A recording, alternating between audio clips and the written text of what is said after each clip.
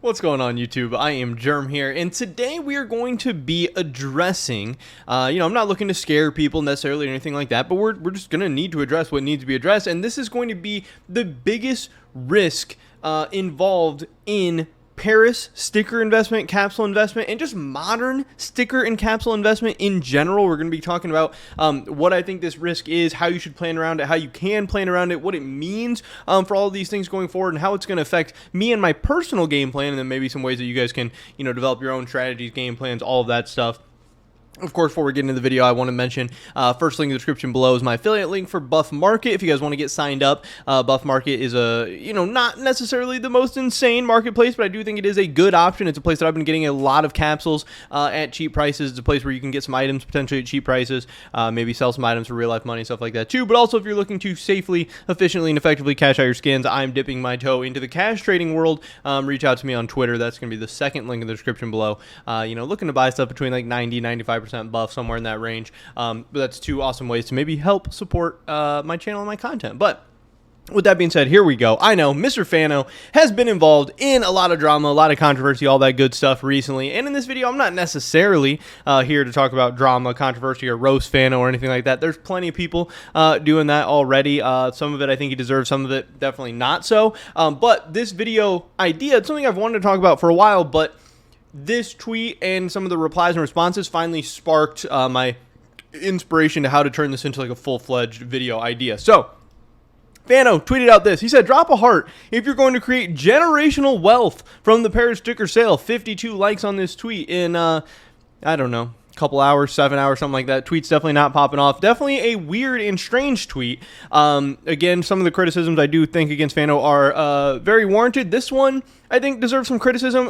Telling your followers, which are, obviously he is very, very keen on attracting the new investors, and he has a lot of people who are, maybe young or maybe haven't done a ton of like real hardcore investing or anything, whether in CSGO or in other stuff, and telling them that they have an opportunity to create generational wealth from the Paris sticker sale. One, I just don't think is true. Obviously there's like almost no way that it's true unless you're investing some ridiculous amounts of money, which means you're already rich.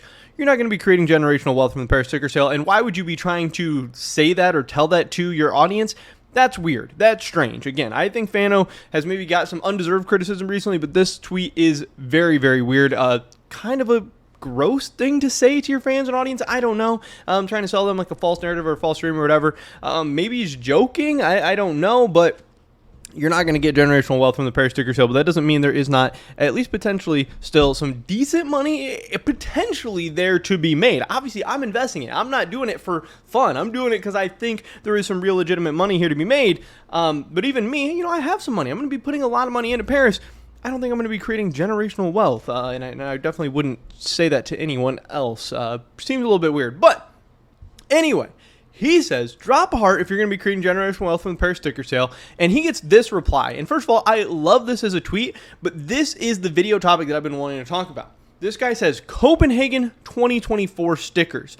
And he posts, this is the Paris Mouse hollow. I couldn't think of the words. And he obviously has the PGL Copenhagen 2024 insignia that he made at the bottom there. And this is the potential biggest risk. And I think it's very, very funny because this guy actually quoted Fano's tweet and tweeted it at him. And Fano says, keep dreaming or something like that. Like, I don't get why Fano's saying that. But again, if you are currently investing in Paris or Stockholm or Antwerp, the biggest potential risk to your investments, your potential biggest threat going forward, it's not overinvestment.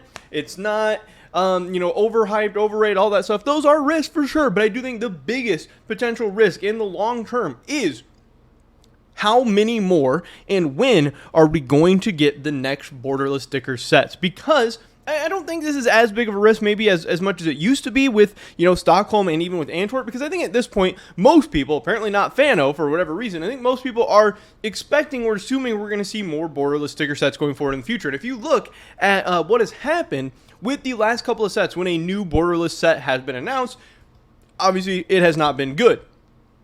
we can look at something like the Maus Stockholm Hollow, and we can see, it was doing, we can go back to here and see that it was doing very, very good. When the sale started, it was like $1.75. Over time, it rises up, it rises up, it rises up. It gets all the way to $15.71. And then guess what happens? It is announced that Antwerp is going to be a borderless sticker collection, and we can see that this thing tanks pretty hard, pretty fast, going from $15.71 to $7.78, $7.56 in 2 weeks. This thing got cut in half. The price got absolutely slashed in the course of 2 weeks. And when would be the next time it got to $15? It would be not until December. So from May to December it took just to get back to the same prices it saw at its highs. Then obviously it exploded in price from there. But then guess what? May 3rd, it's at $118. Obviously some of this based off the CS2 hype, maybe a lot of this based off the CS2 hype. So we're probably going to see these prices come down significantly anyways. Like we've seen a lot of items just kind of slowly fall as the CS2 hype has died down. But then it's announced that the Paris sticker set is also going to be borderless. Obviously Rio wasn't, but then when Paris is borderless, this thing crashes back down. It goes from $118 to what we were down here at below $20 for a little while, which was crazy. And you can see this with all the different kinds of items. This wasn't not something that was Maus specific. We have the Stockholm Challenger sticker capsule. Same type of graph. You can see here back in May, it crashes down when Antwerp is announced. Then we're back up here, and then we have this crash when Paris is announced, and then things start kind of coming back. We have Antwerp hollows. Same type of deal. They have this big run up with CS2 hype, and again, I think there was going to be some kind of retracement as CS2 hype died down anyway, but also once Paris is announced, we see this big drop off. Same thing with the Antwerp capsules. Same type of deal here. Again, we get this big rise up, and then it crashes back down with Paris. So is this what is going to happen going forward in the future? I don't know. Obviously, nobody knows with this next major, Copenhagen 2024. I think it's in like March or April, something like that of 2024. Is it going to be borderless?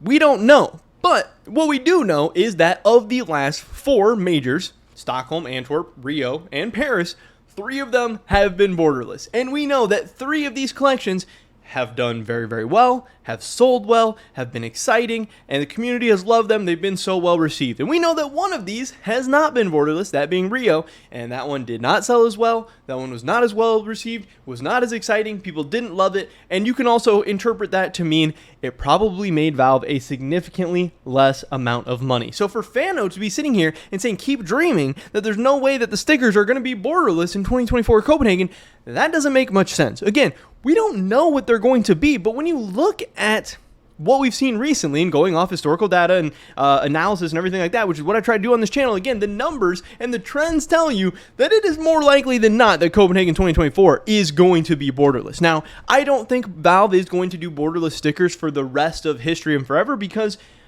I think eventually we're going to get burnt out. Obviously bordered stickers were the thing for quite some time.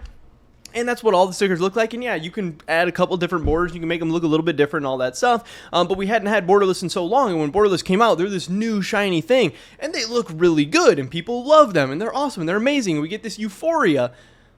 But now 3 sets into borderless. Yeah, borderless are really cool. But I don't know. I feel like, people love Stockholm. And people liked Antwerp. And some people like Paris too. But already people are starting to say, hey, are the Paris stickers really that good? We have 3 Navi stickers that all look the same. We have 3 Vitality stickers that all look the same. And people can say, oh, well, this one's got a little bit different shine. Or, oh, this is a Navi logo with a little bit different color. It's the exact same. There's 3 Navi logos that look the same. There's 3 ENCE logos that look the same. There's 3 Vitality logos that look the same. There's 3 G2 logos that look the same. There's 3 Furia logos that look the same.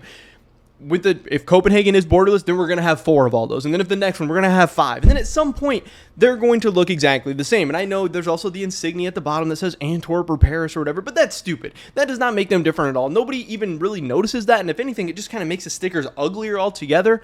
At some point, Valve is going to go back to bordered stickers, I do believe, because at some point, we were so used to bordered and how borderless is new and shiny, but then we're going to get used to borderless. And then once something bordered comes out, that's going to be a little bit crazy. That's going to be different, especially if they can make it look good. Now, obviously, Rio didn't really scratch that itch for a lot of people. A lot of people thought it didn't look good, and maybe we're still a little bit caught up in the borderless sticker craze and hype and all that stuff, but eventually it's going to die out. Eventually, Valve is going to milk it and milk it and milk it so much until it doesn't make sense anymore. But are we at that point? Look at Paris right now. Look at how good it's selling. Look at how crazy people are going for it. Look at how crazy people are talking about it.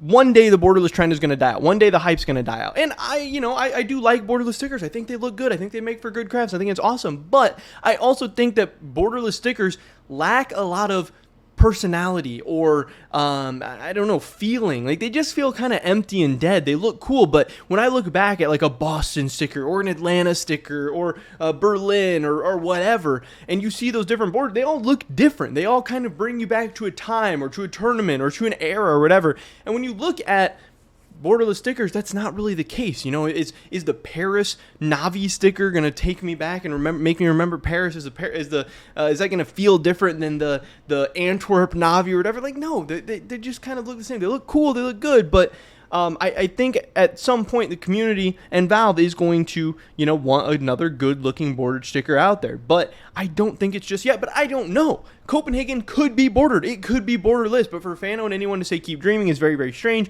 But also understand that with all your investments, whatever they're going to do over the next, 8 months or whatever, or 6 months, however long until like the end of 2023 and early 2024, that's going to be one thing. Maybe Paris will do great. Maybe it'll do terrible. Maybe it'll do good, bad, whatever. But if Copenhagen 2024 gets announced and it's borderless, there's going to be a big retracement in the rare, unique, awesome stickers, in the shitty stickers that have been remade a million times and look ugly. We've seen previously that a new borderless sticker collection is bad.